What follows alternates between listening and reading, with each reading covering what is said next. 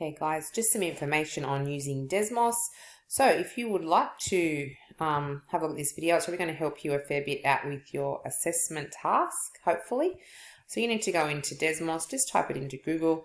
The address that comes up is desmos.com. Once you get into that, you will need to preferably make yourself a login. I have mine up here, so I'm going to do that, but there will be a login up there that you can use. And then once you get, and that can save your work, which makes it a little bit easier for you. I'm going to go into the graphing calculator, and that's what you're going to use to graph your functions. Okie dokie. So here's our graphing calculator window. In order to make a graph, you're working in this little window here. You've seen me use it in class. So just by clicking into that, we can start typing and putting a little graph in there. Okay, so in order to input your function, you'll need to use the keypad down the bottom right down here. So if you click on that, the little keypad will come up there. And then you're typing your function in the rectangle up the top here. So let's have a go at a few of them. I want to teach you to make sure that you can put some slider bars in there. So I think that's going to make it a little bit easier. So let's start off with the function y equals, let's just go x squared. We want to use the basic functions. If I go x squared, oops, that's not my squared, there's my squared. It gives me a parabola, but I want to make it so I can move it around the screen. So I'm going to pop in a plus, and I'm going to just pop a letter in there. Pick any letter. It just has to be a unique letter each time we use it. So I'm going to pick 8. What that allows me to do is to add a slider. So I'm going to click on the slider, and what that'll allow us to do is to move the parabola around like that. I'm going to put 2 sliders in there because I want to slide my parabola or translate it from left to right as well. So remember when we did that in class, that was minus, oh, let's go D. Oops, hang on, it's not good there. Pop a bracket in there, sorry. Just going to pop a bracket around the X. We've got a bracket button down the bottom. I'm going to go minus D. I'm going to close my bracket, and it's going to ask me to add a slider D. So we'll add that slider in there. And now I've got the ability to translate left to right and translate up and down. Okay. I can click on and off my graph by clicking on the picture at the side there, the left one up there. And I can make a new one by clicking down the bottom.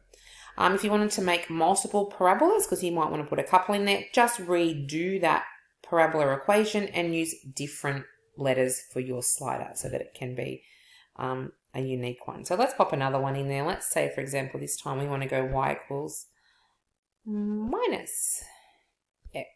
So we'll go minus, we might pick another letter h squared. I'm going to add a slider for h, and then I'm going to go and add a plus J, and we'll add a J slider. So any letters you would like, again, you can pop in there, and those sliders are down here. So you're going to use that to make your graph and move around.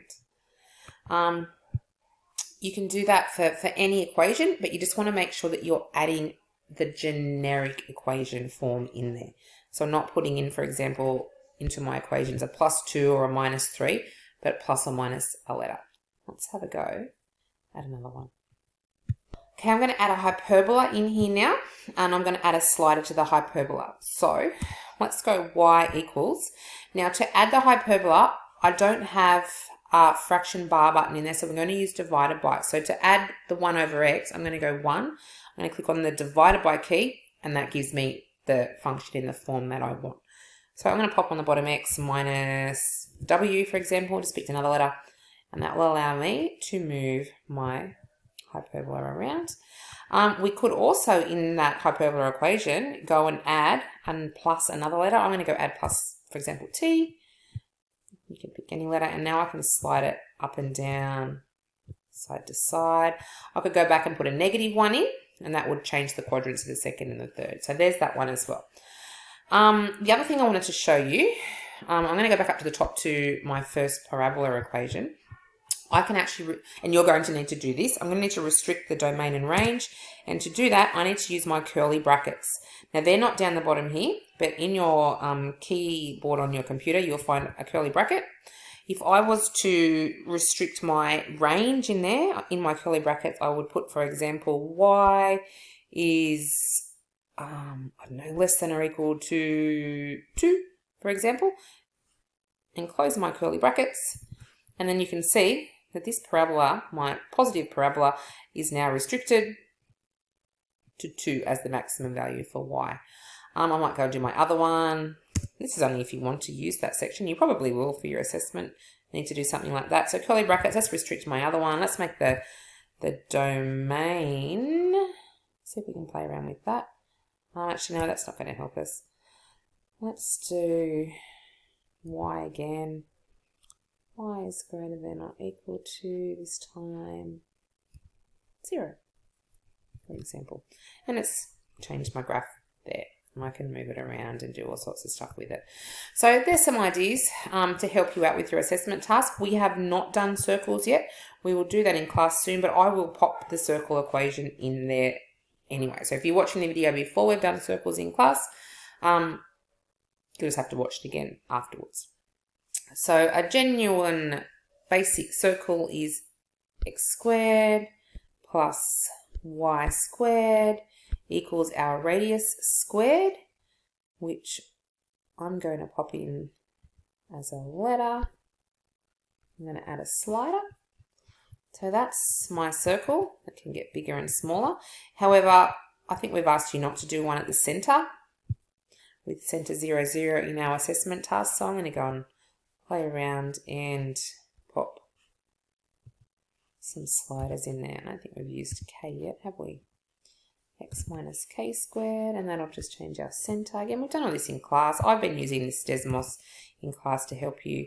So hopefully you're pretty familiar with it now. I've just popped another slider in. G, for example. Have I used G before? Maybe I've used G before. We might change that to a different letter. Can't think if I've used G. Let's use Z. We haven't used Z yet. There we go. So now I can move my circle sideways and left to right, up and down. I can change my radius. We can play around with that as well. And you can make half a circle by popping in square root signs and that sort of thing as well. But this is mostly to show you how to add a slider to Desmos to play around with your functions. Good luck. Let me know if you've got any other questions and I can help you out with that in class. Thank you.